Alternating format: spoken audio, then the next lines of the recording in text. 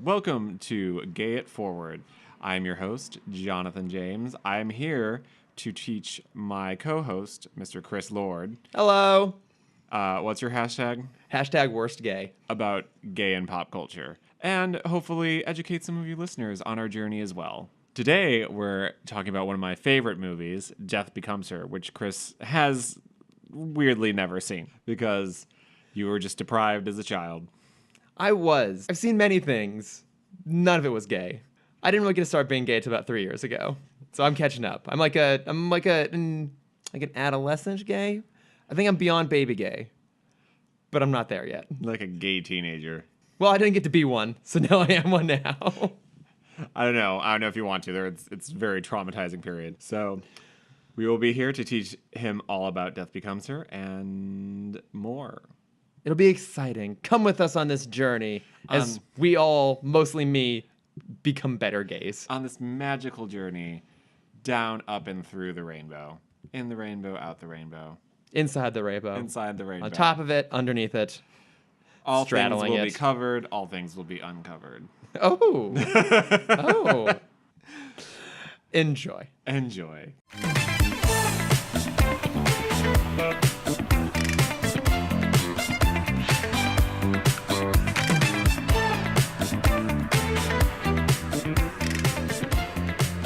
I had never heard of it, and then I had never seen the poster, except I started seeing posters for, like, someone's doing a drag variation on this, right? Somewhere in WeHo, Yes, or it it's just Jinx happened. Monsoon, who I know you have no idea who that is. Who's that? God damn it. Is Jinx Monsoon somehow related to RuPaul? Yes. Okay, hey, that's pretty good that I was able to guess I mean, that. I think you just gauge it by my reaction to when you say drag queen names. I don't really know any. You only know like the four here in West Hollywood. Yeah, that you kind of, and like, I adore go them. and see. I adore them all, but yeah, I don't really know like pop culture level drag queens. Wait, out of my own curiosity, Yeah, name I feel five. like you're name struggling name to just name 5 drag queens. It doesn't have to be RuPaul. Just name 5 drag queens. Okay, so Doll, Okay. Pickle, Anita Procedure, Felony Dodger, and one that you shared with me recently and I didn't get it initially, Sharon Needles. But she wasn't anywhere. Like, I just shared it with you. You just told me that name because I was like, wait, is there a pun there? And you just stared at me. And eventually I'm like, oh, right. Sharing Needles. Such a gaby. But hey, I did it 5. Yay! Yeah. Mostly locals. That's the only ones I know. Because as it's well established, I've never watched RuPaul's Drag Race.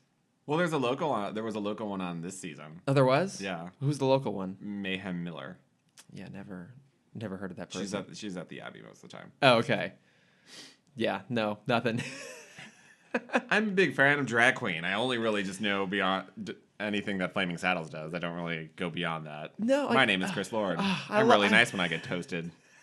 Oh, this is so true. This is why I'm drinking right now, as I'm hoping that as the podcast progresses, I'll get increasingly nicer. You mean bitch. I am. I'm mean. I'm sarcastic. Unless you load me up with bottomless mimosas, and then I'm the nicest person you'll ever meet. And then you end up headfirst in a toilet. No. I passed out on the toilet. There's a big difference. I thought you died. I think I did. kinda Actually, I scary. think I did for a little while. Oh, Lord. It was real bad. This is why I don't drink mimosas anymore. Also, part of the reason I barely ever go to drag brunch at this point. Oh, how do you live your life without your drag queens? I don't know. Somehow I've sustained. I think my soul just gets slightly darker every weekend I don't go. Maybe you should watch RuPaul's Drag Race. I probably should. Maybe we'll even do an episode on it at some point. But yeah, Jinx Monsoon has a show called Drag Becomes Him. Okay. Which she even stated that Death Becomes Her was her inspiration for starting to do drag. Oh, see, I can see why, because so it's kind of funny that you would have chosen this, because on paper it's not that gay, No. right? It's not like Priscilla, Queen of the Desert, or something like that. Like No. that's really obvious. Because as far as I can tell, there are no like gay characters in it anywhere. Well, there's Meryl Streep's skin doctor guy. Oh, He gives her the okay. card That's for right. Yeah, he's Isabella Rossellini. yeah, that's And true. I'm sure one of Isabella Rossellini's like Army of Fabios is. Yeah, is I would think gay, that or they're at all least- like pansexual. I feel like she seems like the type that would just sleep with everybody and surround herself with very attractive people to do the same. Basically. Yeah. I mean, she's probably slept with half the people she's given that potion Oh to. my god, yeah. She's just had numerous undead orgies. I mean, how old does she say? Like 108 or I something? thought she was like 70 something. Oh. I thought she was older. No, she's not like only like 70 something, right? But yeah, I mean, yeah, because you got like James Dean was in there, Elvis. Oh yeah, I forget they're like Marilyn, the obviously. scene with all the people. Yeah. Which is funny because as a kid I didn't get that. No, I I just thought it was a gotten bunch of random ass people, and then Yeah. as I got older, I'm like, oh my god, there's Elvis. Yeah. There's James Dean, because she says that whole line of like, you have to fake your own death. Like, yes. Well, and because they're not those random like cameos, they're not necessarily subtle, but they're also not explicit in that Yeah. same way. Like I think the most obvious is probably James Dean because he's getting into the Porsche yeah. at the end. Well, when it's like I didn't even, I think when I first saw this, I didn't even know that whole story, and I wasn't aware of James Dean. yeah. I don't think I became aware of James Dean until like, I want to say junior high. Yeah, that makes sense. So I was like, oh, okay, like there's all these people that have taken this potion. Now I'm like, oh my god, Look at all these famous people. look at all these old school cameos. I did think that was an interesting place for it to go at the end. Because like I really loved this movie, and it's a movie based on like for me that's all about moments and just amazing lines, incredible one-liners. But I feel like once they actually got the plot in motion, they didn't know where to go with it, and so the third act is a little wonky for me. Yeah, it does kind of like. That's the thing I love and hate about campy movies. Oh my god, do you need some more tequila? I think you know that answer. Okay, I'll let you talk. I'll get you some more I tequila. was gonna say I think and you know, I've never had this argument with people otherwise, but I think sometimes what makes a gay or queer film is not the fact that sometimes it has gay characters, is just the camp value. Oh yeah, and this movie is just pure camp. Because the camp things that I show my straight friends versus what they show me are intrinsically different. What intrinsically? Is that the right word? I think you're going for intrinsically. Intrinsically. Whoops. Here, have some more tequila. It'll become clear. Wait, so what are the camp things that your straight friends show you? My straight friends will show me like very obscure like stoner movies, or this is mostly like the guys though. Like the girls will The broads. Like, most of the broads have The heard bros. of the broads. Most of the girlfriends have known about Death Becomes Her for a while, Okay. and that's kind of how I find them. Is like, you know, like sometimes when you're trying to feel like someone else is gay, so you make that really obscure reference to something. Oh, I just walk up and like, oh, excuse me, are you gay? Luckily I live in West Hollywood. So I thought most you of just the time I the thought you answer just is yes. trip into their butthole. Like That also happens sometimes too. I just find myself there. I'm like, how did this happen? Well, we're just gonna go with it. but when it's stuff at work and like that, you can't do that. You have to just find it by other means. So like More subtle means. More subtle means. I have a dear friend who outed me, not to work, but like when he first got hired, and I was there, and he was trying to find the other gay people. Okay. And he just came over and started talking to me about Yentl. And growing up as a Jewish gay boy, I know all about Yentl, so I went off on that conversation. And then like the very end of it, he's like, "Don't take this the wrong way. Are you a homosexual?" And I went, "Is it not clear?" What part of this conversation He's like, "No, I did you just not get?" He's like, "I kind of got it. I just wanted to like, you know, put the seal on the envelope." Yeah. I mean, you were wearing a sequined robe at the time, so that would have been a good giveaway. I was But wearing a black frock. Oh my god. Fucking work outfits are the worst. I think every company that makes a shitty work uniform need that, like the people in their corporate offices need to wear it for a week. and see how they like it. Yeah, and see how they like it. See, this is where I'm lucky because my office, it's all women and gay men. I'm So like it's semi-envious of you. It's funny because we both kind of do the same thing now, but I'm Yeah. envious of you because mine has become more of like a boys' club Oh, okay, yeah. with Like one girl. this, our office is like the furthest thing from a boys' club. It does not stop me from talking about RuPaul to everyone. Well, of course. And no, everyone But, like, just... don't straight people now love RuPaul all of a sudden? Isn't that this whole thing? It's getting there. Progress. Oh, okay. Progress. Hashtag progress. Yeah. Hashtag it gets better. God. Yeah, no, I can see what you mean though, because I think what makes this movie so gay is that it is so campy, so delightfully campy. Well, and it also has that thing that a lot of, I think, gay men and women relate to, of like the frenemies of these two people who both hate and love each other on such a completely deep level. Yeah. Like, they're both kind of the same person, so they love each other because they get that, and they kind of love the same man and stuff like that, and they want the same things, but then they hate each other for it at the same time. It's like watching a friend pick up a guy that I wanted, Yeah. and having to be like clap and be like, good- yay, good for get you, some. you That was what I twat." was planning on. Yeah. Fuck. Like, And we all know that there's just a lack and then the of next tops morning that we we have. laugh Yeah. when they're like, well, he was the bottom too. I'm like, Oh, tough it's that like, bullet. it's like Meryl Streep throwing that spear in between Goldie Hawn. Yes! Oh, damn. Oh, shit. Oh my god. I think the one-liners for me on this movie would absolutely make it just all the way through. No, because I know. So the one of my personal favorites was one that got used at my office. My coworker Andrew used this, and I didn't know what it was at the time. So then after I saw the movie, I like realized where he was coming from. But he's talking about someone. It's like, oh my god, yeah, she would go to the opening of an envelope. I couldn't stop laughing. Like, that is a great line. And now I know he just stole it. That's why Bitch. I tell some of my friends to not watch certain things because I will become completely not funny at that moment. So how high up on that list is this movie? Like, how much of your material comes from this movie? It's probably, let's see, first place would probably be Will and Grace. Okay. Which is how we got the name of this podcast. I will admit it for viewers so I don't get a bunch of really? people. Yeah. Where did this pop? No surprise here. I've only seen a couple episodes of Will and Grace. There is so- a 3-parter episode Okay. where they take, I think it's Karen's cousin or nephew. I don't remember, but he's like one of Karen's relations who just came out, and he just looks like he just looks super frumpy. Okay. I believe it's Dan Futterman who plays him.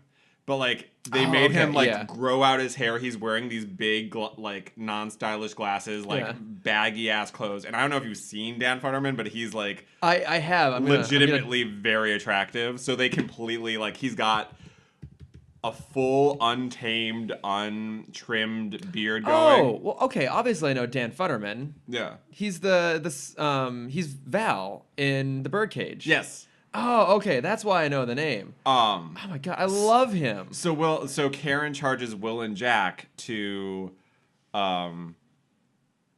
gay it forward and spoof him off, whatever you want to, whatever Spoofing. kind of spoofing. Yeah. You want to spoof him up. And like throughout the 3 episodes, they make him hot and gayer.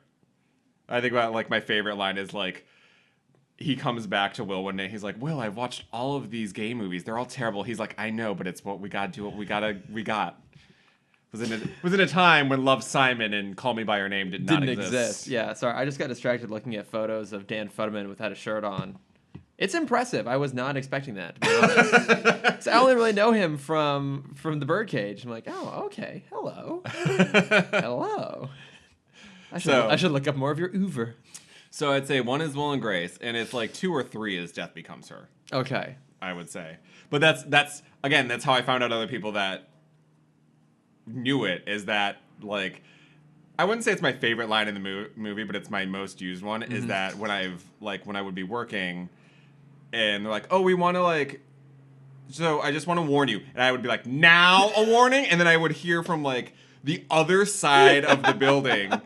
This is why I love my best work friend Jessica. She's just like, we had gotten hired together and then like slowly became, and so like from the other side of the room she goes, I hear another now a warning. I'm like, is there an echo? And then I look at, she like looks at me, she's like, I'm like, oh yeah. I'm like, She my best friend. Yeah, is there a fabulous echo in this I know. building? God, I love her. She's just this polite Southern gal who knows every single fucking film and history reference on the planet. And Oh, she's what? from she's from Texas. Okay. You need to have those kind of friends. You need to have the friends that know when you're pulling out a real obscure reference. Oh, I know. That's how I made like half my friends at work is just the obscure ones because everyone's like, I like the Truffaut movie, and I'm like, where's my Death Becomes Her reference? Yeah, people? exactly. Like, where's that? This is the shit I got into film for. Everyone else is like, I wanted to make like the next avant-garde Truffaut or Godard movie, and I'm like, great. I didn't see those films until I was at least 19. So I still haven't seen a lot of them either. Because kind of like my film education, like my gay education, came late. I'm gonna leave someone else to that. I'll do your gay film education. That's fine. Everything from artsy to not. You can only take on so much a workload. Oh, girl, we are gonna do some artsy gay films on this podcast. Like what? My Own Private Idaho. Okay, I think I've heard of this. It's Gus Van Sant with Keanu Reeves and River Phoenix. They play gay hustlers in Portland, Oregon. Oh. Some of them are not artistic, like Shelter, which is the gay surfer movie, which was really funny because I was at my soccer thing last night and that popped up. I was like, oh my God, Shelter. And like 5 people sitting around like the couch because we were about to play King's Cup went, I love that movie. I'm like, oh. Oh, I'm with my people. Yeah. Thank God. I'm like, I'm not the only one who's seen it. Mysterious Skin, which will fuck you up. What's that? It is a good movie, but it will fuck you up. Joseph Gordon-Levitt plays a gay hustler, but that's all I'm going to tell you. Oh, okay. I mean, I love Joseph Gordon-Levitt. I know. He's naked in it, and you're going to be excited for all the wrong reasons, and you're going to hate yourself for it. Oh, that's interesting. Well, I do love a bit of self-loathing. I know. So you're going to be like, this scene is so hot. It's so wrong right now. Yeah. I hate that I am liking watching this. Because every person I've talked to, I'm like, they're like, oh, it's so good. That scene in the bathroom towards the end, like that was like, but I was like, ooh, that's not a good thing to be like. I was like, yeah, I'm like, I feel like everyone's had that reaction to that part. Oh my God, maybe we have to put this higher up on the list because now I'm very intrigued. My favorite quote I got from that, which was from a friend in college, was I showed it to her. She's like, this was a really great movie. Why the fuck did you show it to me? Like, she's like, this is the most fucked up thing, but it was so good. So I don't know how to feel about it.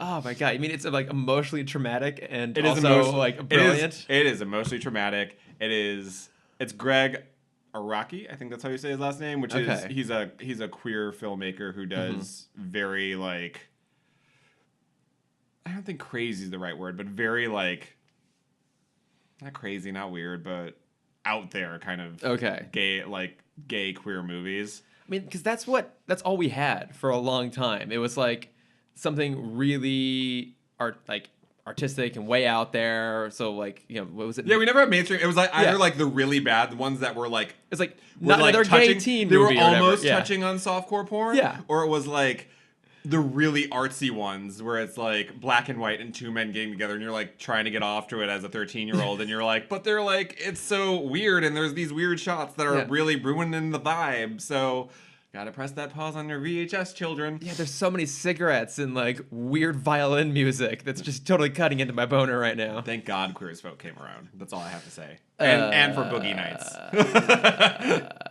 Yeah. God damn it. I haven't seen either version of Queer as Folk. I haven't seen Boogie Nights.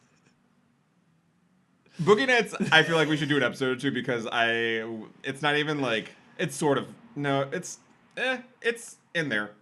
It's a pop culture thing you should know. It's about porn. Marky Mark is really hot. Yeah. I've met a lot of fake people. Penis. My favorite thing is I took a film class and we did an entire it was an analytical class where we read the script and then we watch the movie and we talk about it. That sounds cool. And our teacher was a writer but also a psychologist, like was his day job. Oh shit. So he would do his screenwriting and get sort of money on the side for that. But he had to practice. And he told us the story about his gay son telling him this whole spiel about how Boogie Nights was like the first movie he ever like jerked off to because of fucking Marky Mark Yeah. being Dirk Diggler and just like naked half the movie. Well, also, I mean, 'cause, like Marky Mark infamously had those like underwear ads back in the day too, or was it like an album cover or what? No, it was it was everywhere. Okay, yeah. And, like if it wasn't But I feel Calvin like- Klein, he was sagging down to like. I his feel like there thighs. are many, many men who their first jerk off experience probably had to do with Marky Mark in his underwear. Yeah. Oh god. Actually, that would be a really good episode for us to do at some point. Is like, what were those like things that we can like Like I pick- said, we're pick doing up from our pop culture. childhood? Yeah. Not all of it is gay culture.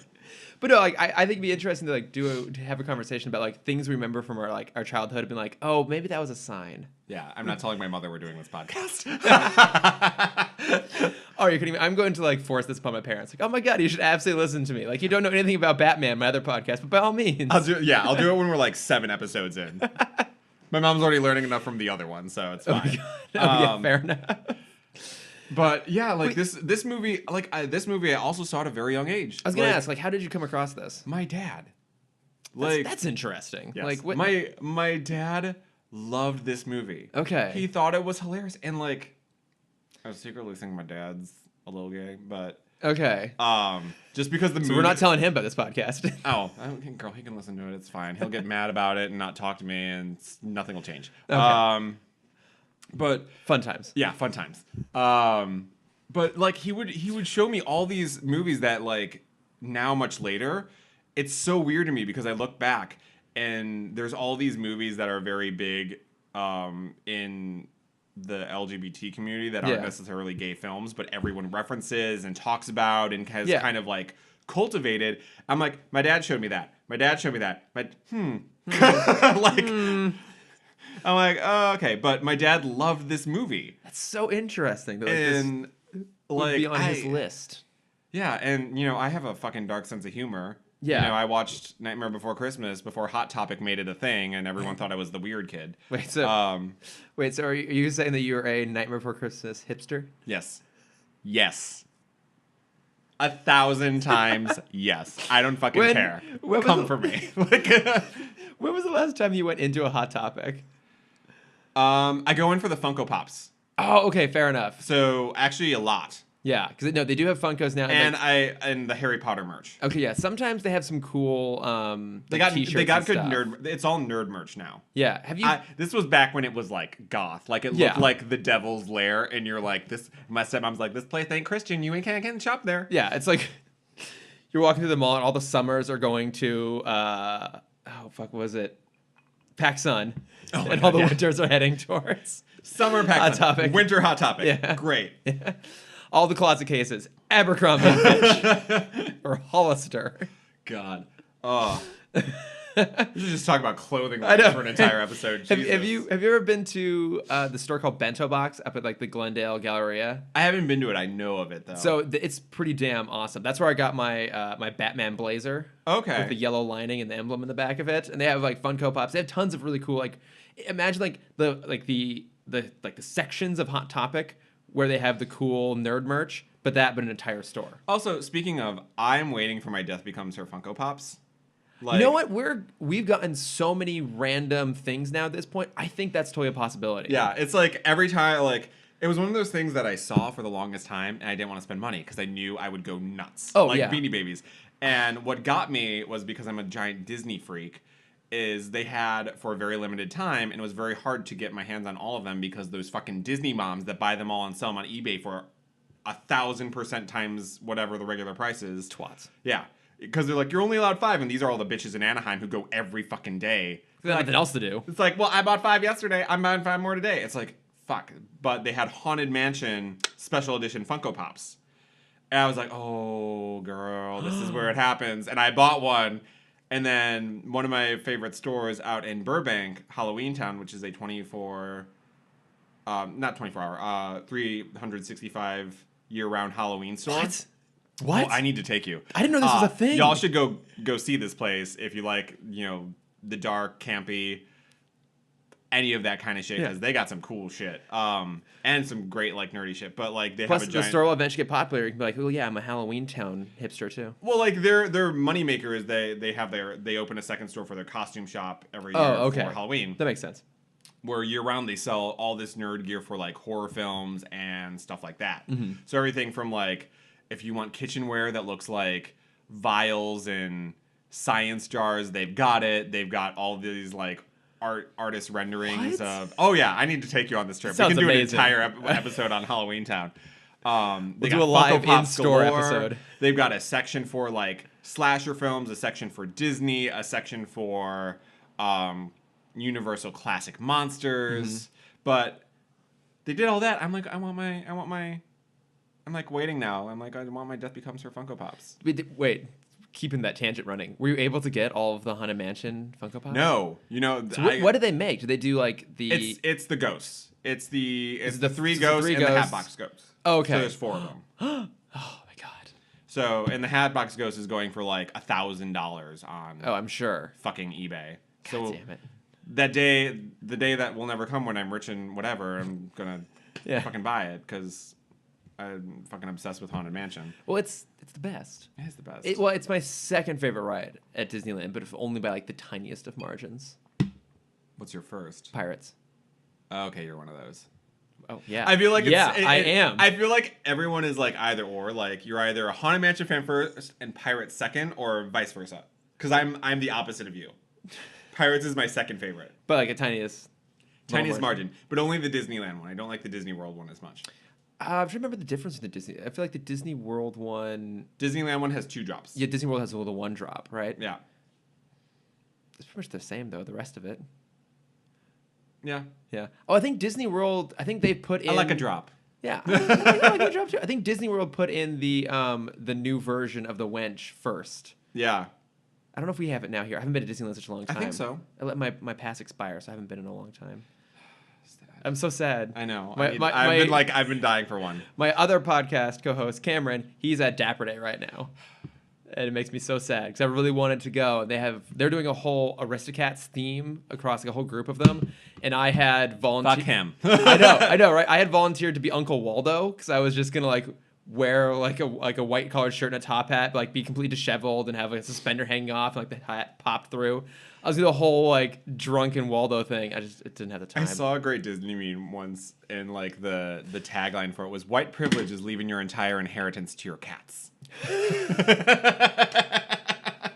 That fucking movie. It's so true. But my god, I love that movie though. Oh, it was one of my top Disney films. Anyway, going back to Disney films, Death Becomes Her. Death Becomes Her. So okay, so I want to talk about the very opening scene when Meryl Streep's character is on Broadway. You mean the scene where Meryl sings, where everyone forgets that she can actually sing because they got so obsessed with Mamma Mia? She's like a legitimately. I mean, she can do everything, obviously. But, I mean, this movie, she does 2 things that she's not known for, singing and comedy, and she's amazing at both of them. Oh, yeah. But that whole, that Broadway show that everyone's, like, getting up and leaving to say it's so terrible, I love it. I would watch 2 hours of that. Well, and, like, let's also just say that, like, it's a hard comedy to pull off because, like, people are dead, so it's kind of, like, it's dark. It's very macabre. And her and, like, Goldie Hawn pull it off, like... fantastically. Well, they're all terrible people. Yeah. Like really, really terrible people. And you love all of them. Which, the only thing is, like, I think I never really love Ernest. Because, like, Ernest is so terrible, but he never kind of gets his comeuppance. Yeah. And I feel like that should have been the real ending, is, like, he gets the potion right before something fucked up happens to him. Mm-hmm. And then they all have this weird fucked up family at the end. Yeah, I guess that probably would have been like the most comeuppance. See, I actually started to feel kind of sympathetic towards him towards the end. I didn't. He was a pussy. I mean, that's all I gotta say. I think he was a strong man dealing with some strong women, and he could not fucking take it. He just sipped his Bloody Marys in the morning, and the maid came in and went, "Oh, here's a Bloody Mary." I mean, let's call it what it is. There's a reason why I like feel bad for Ernest. Is we're both absolute betas, and. Really? Are you? I didn't know. I learned something today. I know. Yeah. Look what I got learned at for Gay It Forward. I think I am a naturally inclined beta who just has to act like an alpha sometimes because most people are stupid. I mean, it's a gay podcast, so I can say it's weird. That's weird for a top. but ask it. Ask anyone. Ask my friends. Like, oh, Chris is like the world's like nicest top though. He's like, are you good? Are you okay? Like, you doing all right? Is this so good? Am I all right? Can I get you anything? Where I'm on the opposite end, I'm like, no, go harder. Like, yeah. That's what I'll say in my tombstone. Here lies Chris Lord. He was a beta top. Process that. mine's gonna say, he said he'd just have 2. See, I think yours should be no deeper. No, comma deeper, because you're already. No, I'll just have 2, comma deeper. Yeah, just. Speaking of just have 2, I need a refill. Oh, I was smart and I kept the bottle next to Yes. me this time. So let me just. The ice cube has not run out. Okay, well, good. You have a bit of ice cube. Let's get this. Let's see if we can get some good Foley here. This is the most on Broadway. I'm just gonna give you this. Oh, Let me jeez. just get the rest of this. All right, there we go. I have to get my car washed after this, so I can't get too drunk, or at all. I mean, I'm going to go work out, so I'm not trying to get probably like a nice buzz. Yeah, but no, I think this. It's also fucking hot out. I know it is. It doesn't help that I've had to like close off the apartment to avoid picking up random sounds out from the street. Yep. No AC, because that's a sound. But I think I can see why. Like it's a surprising choice, I think, to do this first, but I can also kind of see why, because it is one, it's absolutely in line with our very much shared sense of humor, because it's super fucked up, but it's very campy, very silly. It's a hard tone to strike. For me, it's like this movie and Clue are like the two ones I can think of that like deal with like death and really terrible people doing terrible things in this weird kind of like lighthearted, playful way that you just want to hang out with them all the time. I weirdly think I was just thinking like because I was also thinking about because like it feels very conjunct. Oh my god, I would love to go see like at the fucking Egyptian or something, like a double feature of Clue and Death Becomes Her. Yes. Wouldn't that be fucking amazing? Can we just start petitioning theaters I know. to do this? Like, no, well, you work for Outfest. Yeah, I can pitch that at some point. Yep. I mean, don't expect anything to go smoothly. I'm not knowing those things because a committee of gay men trying to decide what films to show. You know, we actually were really good about. So we just did our annual Beers and Queers, and we did other reason I was very surprised you didn't know Death Becomes Her is because you work for Outfest. Well, yeah, but I never said I was a good gay. Like I call myself the worst gay. But no, I feel like I want to make that into a children's book. The worst gay? Yeah. We can do it. I don't know if you saw right behind you. I have A Day in the you Life have. of Marlon Bundo. Yeah. And it couldn't go on my bookshelf. It had to go prominently displayed in the apartment. Well, you have to let your in-the-closet Republican friends know. Yeah. No, so I was home a couple weekends ago, and I used to live in this little town called Campbell, and they have my favorite bookstore ever. It's called Recycle Bookstore, and so they have new books, they have old books, but they have I love books. I have a massive bookshelf. It's like my favorite thing. I always go when I'm there. So I was waiting to meet up with my friends to go get drunk at 10 a.m. And it was a Sunday. And I heard the girl who worked in the store talking about this book, and I ran up to her, like, oh my God, do you have it? And she had a whole stack of them. So I bought it, and then I spent the rest of the basically afternoon just walking around the farmer's market drunk and carrying A Day in the Life of Marlon Bundo. And to be fair, Campbell's actually like I wouldn't call it like a super conservative town, but at the end of the day, it's in the middle of Silicon Valley. There's a good amount of money up there. There's a lot of like California, you're hard pressed to come across like. I mean, maybe OC. Go to the OC where it's like head down to Orange County where they all vote Republican. But like half of them are gay anyway. Behind the orange curtain. That's a term I heard recently that I. Wow, I have not heard that. I really liked that actually. Yeah. I'm still learning new gay things. See, look, single goddamn gay. I have things to share with you. Too. I know. You're a beta and behind the orange curtain. 2 things I've learned today. That's the more you know. That's it. That's all I got. I'll see if I can come up with a third.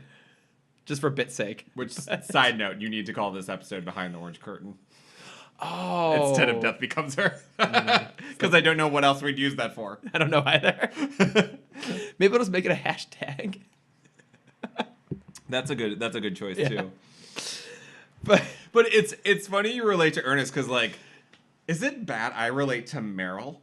No, that doesn't surprise me at all. Like you are Meryl. I have walked around my house getting ready for work singing I See Me. I mean, Jonathan, I hope you understand when I say this. It is meant as the highest compliment possible, but you're a huge cunt. So I try not to be. I try my hardest not to be. But people are terrible. But again, I mean that as a compliment, because like you're just maybe. I'm sorry, maybe I should phrase that. You are cunty, but you're not necessarily a cunt. I've gotten less. I've learned to hold it back. But that's what makes you you. Although what I found is the hardest thing now is that I will hold back what I say, and then I will like someone will say something. I'll be like, oh, and like look at my phone, and they'll be like, why are you making that face? I'm like, I gotta go to the bathroom. Yeah. Be back. Don't want to say something mean. Just hold it in. Just. You know what? To get deep psychology on you. Oh please. It's because for the longest time having to deal with how I grew up and having to keep my mouth shut about things that irritated me. Yeah. Now me being a confident out gay man, I'm just like, bleh, like word vomit. No, I think that's actually kind of common. I mean, that's a shared thing across, I think, most gay men who, at some point in their lives, they weren't able to express themselves. I mean, because I identify with that too. I've also learned to control it more. Yeah. Well, I think I hate to say this, Jonathan, but we are getting older. We are getting older, not necessarily wiser, but a little bit more experienced. And well, I also got a better job. That was a huge... That's also part of it, too. Yeah. What a crazy thing. It's like the less things you have to be insecure about, the more just like comfortable you are with yourself. Because when you're at work, you're like, you can't say shit to people at work, so it just comes out outside of anything. And it's like, where is this coming from? Is you're like, well, I had a terrible work day, and I can't say anything because I don't want to get fucking fired. See, I'm actually quite lucky in that regards, because I'm kind of off in the corner of the office next to my coworker, Andrew. I'm fine now. Yeah. And this was before you had your new job.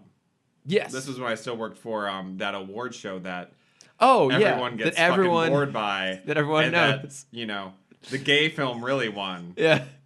So many options that could be. I know. There's the Indie Spirit Awards. That's absolutely what it is. Yeah. It's the MTV Movie Awards. That's who you used to work for. Yeah, VMAs. Hey. Hey, speaking of, Death Becomes Her won an Oscar.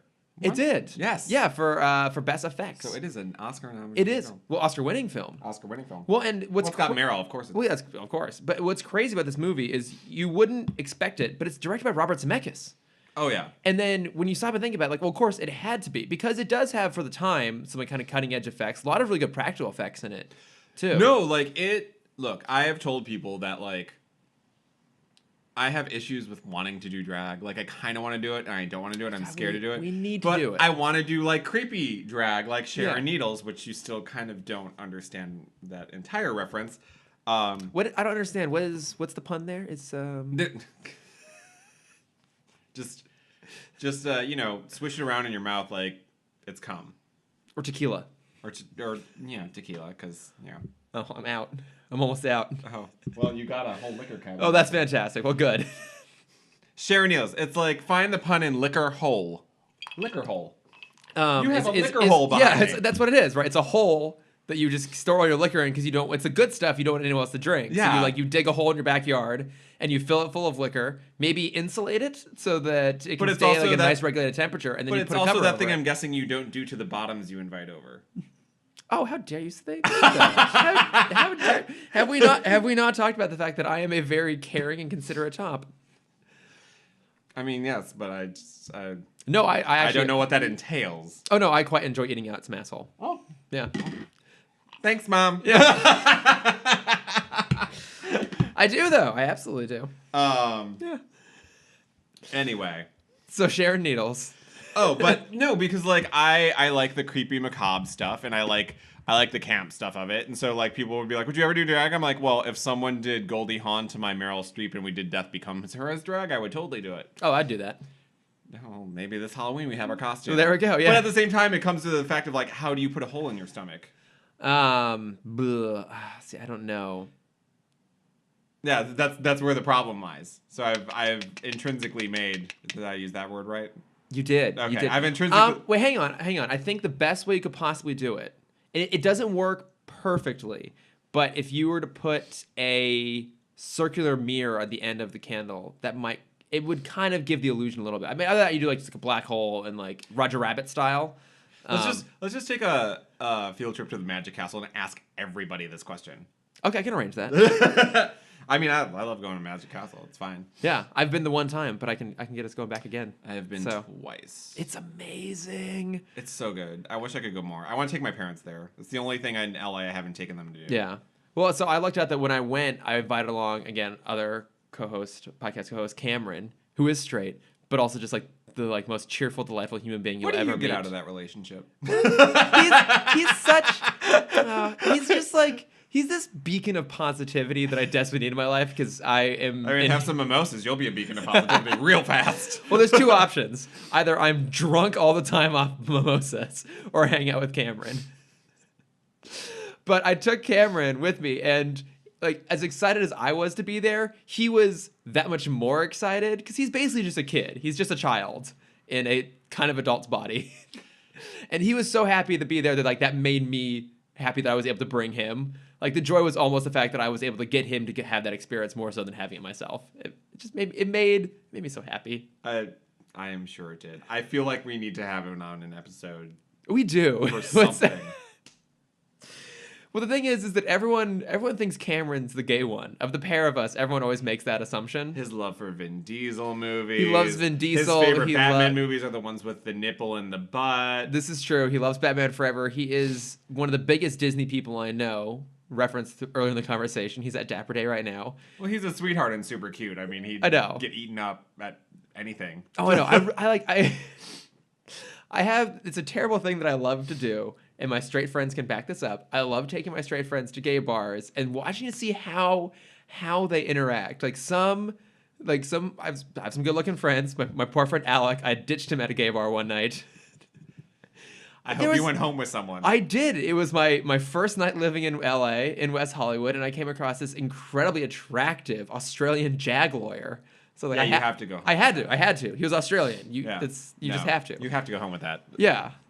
I've my recent problem is my drunk impatience. So someone will tell me. Surprising no one. So someone will.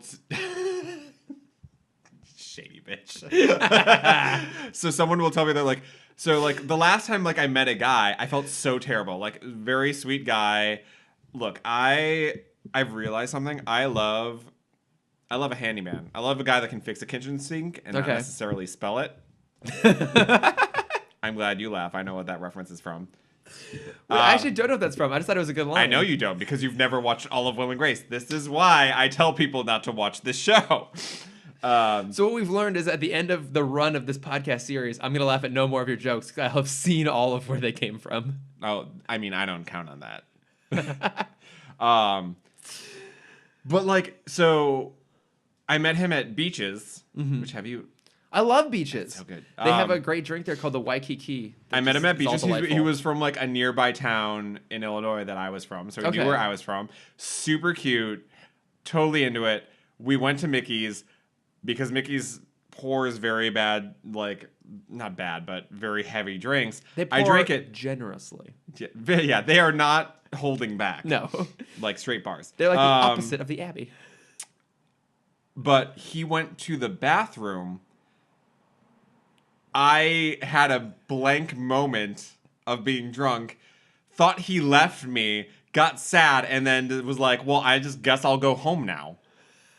And left. And then that morning, like, I realized, I'm like, fuck, I left because I didn't realize he went to the bathroom. And I got impatient. Fuck. You stupid bitch. Listen, beta.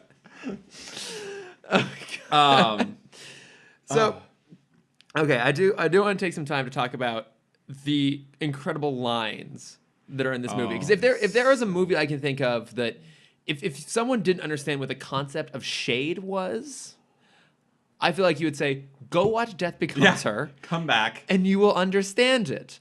Like, there's that incredible line when it's like after the second 7-year jump. So now we're like catching up with Meryl and Bruce, or what are their names? It's Ernest and Marilyn? Fuck. Marilyn, yeah. Yeah, Marilyn and Ernest when they're living out in Beverly Hills.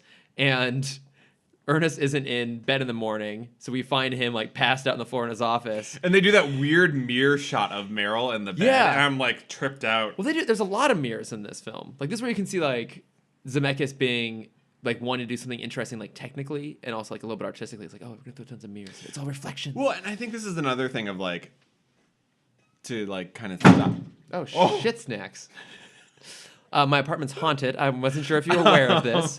You were talking about how much you love both the macabre and the macabre. Excuse the me. macabre. Excuse me while I, get myself together for a second. Jesus.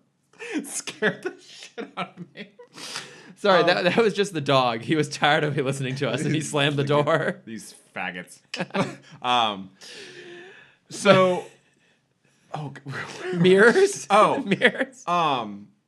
fuck, I forgot. That scared the shit out of me. It's fine. It's fine. So what I was gonna say is I love the line when we see Ernest and he kind of rises up off the ground. He asks like, "Oh, is it up yet?" It's like, "Yes." She was wondering where you were this morning. It's like, oh, that's what I was gonna say. Is that I think women and gay men really relate to this movie because of the way that film schooling this thematically attaches itself to youth. yeah, And like, look, my biggest fear for the longest time, I saw some short film in college that made me terrified to be like a 40-year-old twink going on 13. Like, yeah. I've seen those guys. I never want to be that. Well, actually, so someone, I forget who posted this, but someone posted, I saw this on Twitter a while ago now, but it was this great comment, and it was like, there's a reason why so many gay men act like they're teenagers, is because our teenage years weren't ours to live. I'm paraphrasing. It was like so many gay men act like teenagers in their 30s because our teenage years were stole from us. That's what it was, yeah. Which is so, like, I even saw it and I was like, damn. Because I saw it on my feed too. It was like, yeah. It was like, oh, this one tweet sums up gay culture. I'm like, oh, okay, whatever, Yeah, girl. I looked at it, I'm like, yeah, that's sort of how I feel. That bitch is lobbing some truth bombs right there. Oh my god. Like, yeah, that was like... Gay Twitter is like where it's at. You're the moment you're like, oh, fuck. I'm like, yeah, I'm like starting to get money and yeah, and everyone's like, pay for trips to like gay cruises and stuff. Like, what? Like, and then every gay man read that. I'm like, oh god, I need a drink. yeah.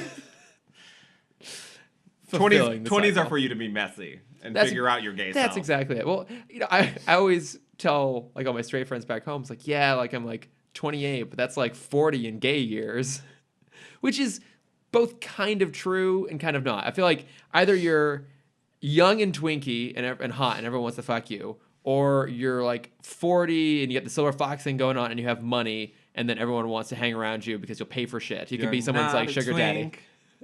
Not yet a daddy. All you need is time. What is what's that from? I saw it on the internet. Okay. But it's a Britney Spears reference. Okay. Do you not get that? Who's Britney Spears? I'm putting my glass down because I feel like I'm going to shatter it in my hand. Or throw it at my head. One of the two.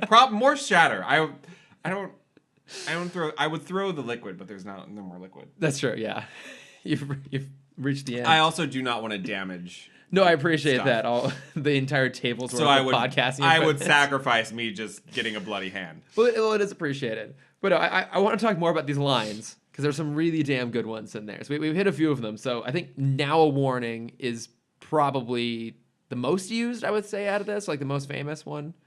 Yeah, I'd say so because it's the easiest to throw into everyday conversation. You can throw it anywhere. Yeah, like the envelope one is like much harder to throw in. Yeah. One of my personal favorites is when we learn what Ernest is doing now, that he's like putting makeup on cadavers to give them that sort of a glow, and he's like, okay, I'll try and give him some character and depth. And the mortician's like, you can't give him character and depth. No one will recognize him.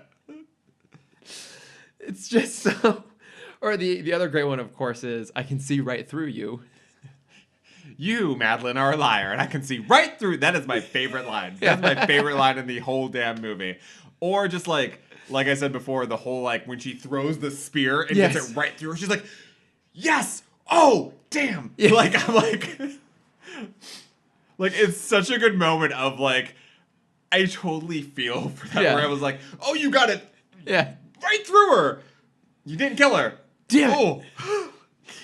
Or even when after I guess it's Madeline Meryl Streep, when she's like falling down the stairs and they take her to see the doctor, and he's like figures out that she's dead, but she's still up and functioning, and he walks over to Ernest, who's got a flask. Like, can I get some of that? Takes it, sits down, like pops a tablet. I didn't catch that. That's why he has the heart attack. He's like, that's a glycerin tablet, and like you're not supposed to mix that with alcohol. So he basically like, oh, you got some I know. schnoz in your stash. Thank you for that. But it's like, yeah, like that moment of like the doctor like has a heart attack because he like kills himself with glycerin tablets and alcohol. I love because right after that moment, Ernest is trying to find his wife. He's like, where is she? She's in the morgue. Oh my God, she'll be so pissed. And he goes running off. But even like after she falls down the stairs, like what is it she says right there? Because Ernest, he assumes that He's dead. on the phone. Yeah. And he's like, Ernest! Ernest! You pushed me down the stairs. And her like head is like backwards. Yeah, flopping all around there. I love that first scene where she's like completely head backwards and just trying to like function. Yeah. And not realizing. And then she says one of my other favorite lines I love doing after leg day is where I'm just like, my ass. I can see my ass. Oh, God, you would. And to be fair, coming from you, I will acknowledge it is not unjustified. I don't brag about things I can't back up. I know, right? If I don't have receipts to back things up, I can't do it. But no, it's just it's got so many great lines, and it's just so much fun. Like I can see why this would have like had an impact on you when you were younger. Like not even necessarily knowing that you were gay, but like having some part of you resonate with it on some level you couldn't even recognize. I can also see that why that would be a thing. I mean, I wanted to be Meryl Streep, so understandable because she's just amazing in this movie. I just love that these movies always add a second layer when you get old enough to realize all these other references as a kid. Like I already loved it as a kid, but then like I watch it, I'm like, oh, that's what that meant. Oh, that's what that meant. Oh, this is that reference. Yeah. Oh, like I think I'm actually kind of glad that I saw it as an quote unquote adult. I mean, it would have been nice if you saw it in high school, but let's be honest. But like, I mean, I didn't even really know what was going on with me in high school. Like, I'm slightly later to this whole thing, so it's fine. I get the joy of. Yeah, you get the joy of watching me. I can show you the world. Me being a like a toddler gay. I think a baby gay is like a little too strong, but baby gay is like. That's like you don't. I'm too old to be a baby gay. Yeah. It's more about like life experience than age, but let's be honest, I'm too old to be a baby gay at this point. It's like you have to explain the gay birds and the bees. So the bees? Yes. Also, that phrase never made any sense to me. Like, why is it the birds and the bees? Like, they both... Are the birds and the bees fucking, or are we talking about, like, birds on birds and bees on bees? Well, I mean, it's never made sense to me because the whole thing is, like, both birds and bees pollinate. So, it wouldn't be, like, the birds and the flowers or, like, the bees and the flowers? Yeah, I mean, if it's the birds and the bees, actually, that's an inherently gay thing because those are both the fertilizers. So, if it's the birds and the bees, we're just basically talking about, Might as well just be the dogs and the dogs. Yeah. For gay people. Yeah. At least gay men. Yeah, a phrase that never made any sense to me. But no, I really, really fucking loved this movie.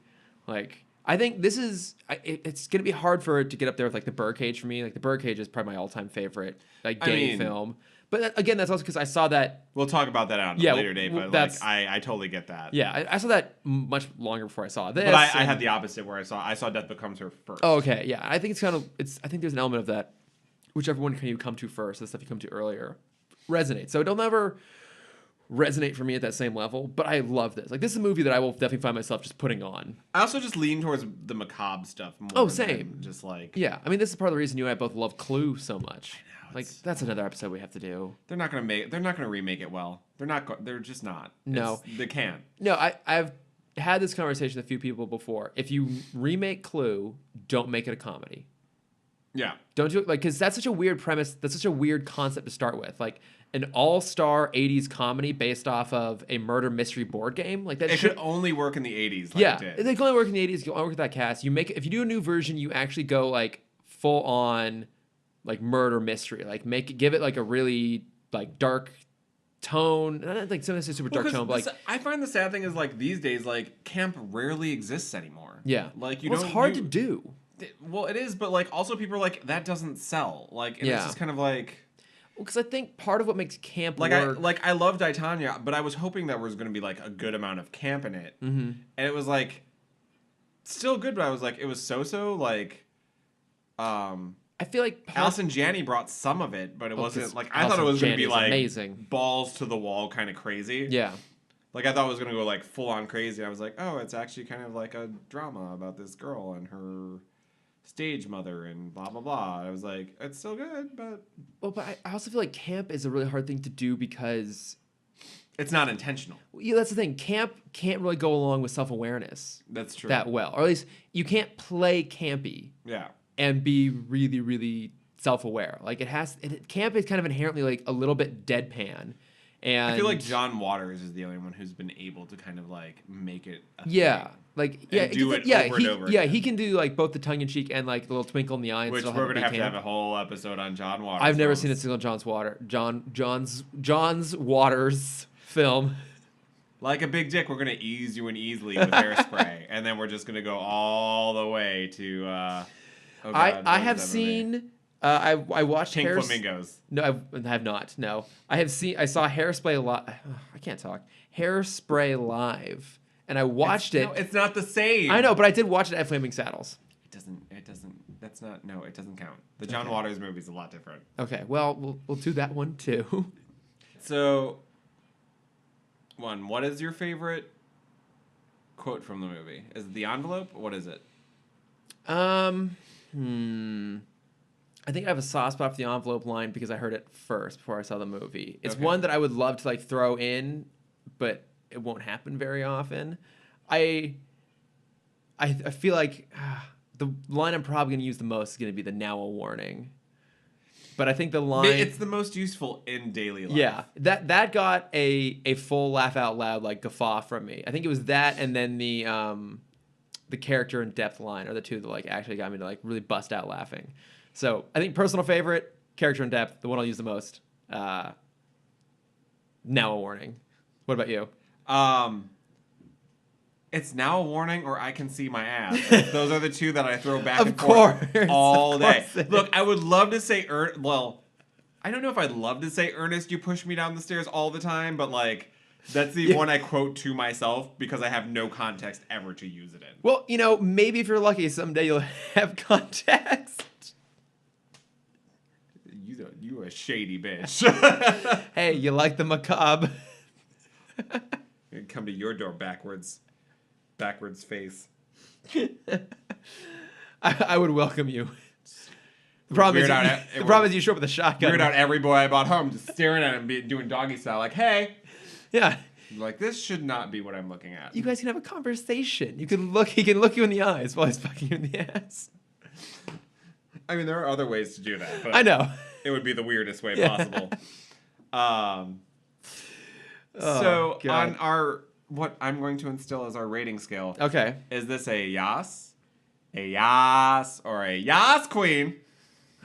So now, see, the thing is, you've now put me in the spot where I have to give my answer while also trying to say it sincerely because it's As I've told you, just feel the moment, feel the moment. Okay, movie, let's see if I can- reflect on how the movie made you feel. okay. I think for me this is a yes. There you go. I did. Second time. Yeah, it's second time ever. We'll get there. I feel like you're just gonna have me around for the longest time as your like Yaass coach. I'm just gonna call you Jonathan. I feel like this is the moment I need to say I this. need to drop a Yaass. Can you help me? It's like just deep down, feel it. How do you feel? You don't have to let out the biggest one. Just... Yeah, right now I can only just like let it like fall out like a whisper. I haven't been able to do it with something not movie related with you yet, though. That's true. That's what is going to be the interesting. That'd be thing. the real trick. Let's see what we can come up with on that one. Be very interesting. I don't know. So how would you rate this on our yes? It's a Yaass Queen for me. This is always a Yaass Queen. I was just like, cannot love it. Watch it when I'm sad. Love watching a bitch get pushed downstairs. Yeah, this would be a good one to throw on if you're like feeling a little melancholy. Yeah. And then Goalie Hawn just gets launched after that shotgun blast. So fantastic. It's so over the top. I know. Goddamn delightful. I kind of want to watch it again.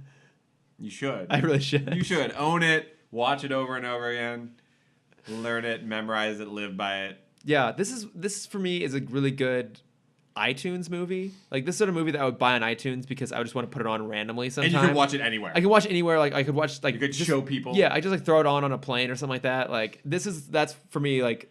And those are my favorite movies. That's actually what I do with Drag Race now, is I buy it on Amazon. Mm-hmm. So that way, like, I don't have to be like, oh, I don't have the DVD with me. I'm like, it's on my Amazon Prime. Let me just log in and show you. And then, like, I get people addicted to it. Yeah, well, eventually you'll get me addicted to it as we go through our long, long list of all these gay things that I have no understanding of. I don't know how you've gone this far. I've only lived in West Hollywood for less than 3 years, and there wasn't really a lot of great opportunity to be gay before that. Like, maybe we can go into more detail on why in a previous episode, but it's like there wasn't a really good way for me to like embrace or even get access to gay culture until I moved to West Hollywood. I mean, gay culture is a lot of pop culture, so it's just like... Yeah, but it's not... Like, I wasn't introduced to Death Becomes Her by gay people. It was my dad. Yeah. And the jury's out on that, but right. Okay. But, like, the broader context, that's why there's so many things I have no understanding of, is because, you know, and then I show up to West Hollywood and, like... Well, I'm here in all like my cuntiness to show you it all. You can draw me away from, like, my mask beta topness and just send me to the other end of the spectrum. It's like a fucking double negative. Nothing about that makes sense. I'm a walking oxymoron. But anyways, mask being like the slightest mask on the scale. Yeah, but like, I'm not super femme. No, but I feel like I can push you into it real easily. Oh yeah, probably.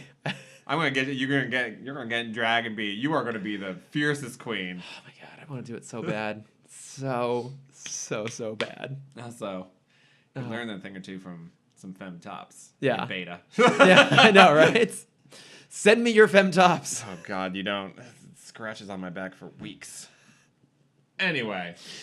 Anywho, so we'll put the actual podcast stuff at the end, our social media stuff. But like, Jonathan, if people want to reach out to you or see your my thirst Instagram, traps are on JDubs22 on Instagram. I don't really use Twitter all that much right now, so I'm not going to post that. But yeah, that's really all I got. Okay, yeah, I'm at Lordifer. So my last name and the latter half of my first name, Lord Ofer, not like Lucifer. You're the opposite of me. You don't use Instagram. No, I like as much. Most of my Instagram is Legos. It's a lot of Legos. I did recently post a photo of me, but it was at WonderCon with a life-size Wally. Yeah. Yeah, it's mostly just really nerdy shit. But yes, that's how you can find me there. So also, my other podcast is Buzzed on Broadway. Oh, so right, of course. You queens that love Broadway and love hearing people get shit-faced over it and talk about it, head on over there. And Chris's with Cameron. With the lovely Cameron Dexter, who's probably having a great time at Disneyland right now. Ours is Tim Talk with 2 M's named after... You don't sound bitter about that at all. I'm super bitter about it right now. I'm stuck here with you doing this podcast. I know. I could be drunk and in a suit at Disneyland. I mean, you could be one of those things right now, but you have to get your car washed. So it really needs a wash. It's real bad. It's real bad. Tim Talk. Tim Talk. 2 M's named after Bruce Timm, who created the DC animated universe, which is what our podcast is all about. But we talk other nerdy shit too. I'm not sure when exactly this will come out, but like we'll have just done James Bond. We talk about Scooby-Doo, we talk about James Bond, because that's the things we love. We also do like big movie crossovers too. So Infinity War, super excited about that. All things comic book nerd, go to Chris. If Yeah. you want your Broadway show tunes and some fucked up people talking about it, you got me. Yeah, and the lovely thing is if you explore both those podcasts, you'll find other crossovers with both Jonathan and myself. Yeah, Chris came on and talked about Chicago. I came on and talked about Harley Quinn and Poison Ivy. Yep. It's great times. But for now, thanks for listening. thanks. Bye. Bye. Wait, I need to be more flamboyant, right? Not bye. Bye. Thanks for listening to Gay at 4. The podcast is produced by Chris Lord and Jonathan James and edited by Chris Lord. Music by Chris Humans and Colin Diaz. Artwork by Cameron Dexter. Please subscribe and review on iTunes. Follow the podcast at Gay at Forward on Instagram and YouTube and at Gay at Forward Pod on Facebook and Twitter. Got an idea for an episode? Send us an email, at gayitforwardpod@gmail.com. Thanks and stay fabulous.